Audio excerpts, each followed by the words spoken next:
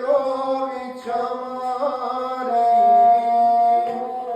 istoj sestri pjesnika njegoša, na vrata joj krvnim bješe došla, ranjena ga dosahu izvrata,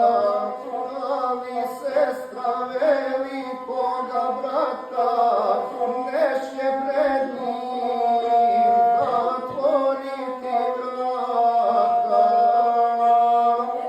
Oko njega jato sokolova i dosahu pokusovca Jova, sada konca polja od Megdana i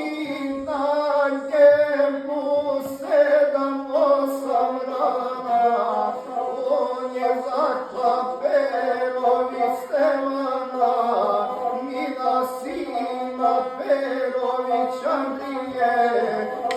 od njegoša ostobio nije, opravi ga knjaz Danile prvi, te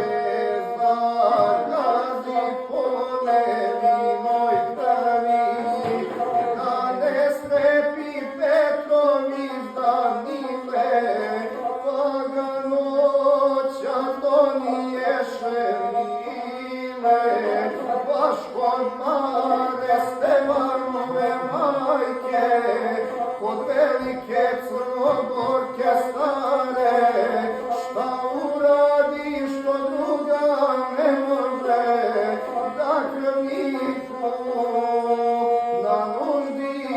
pomože.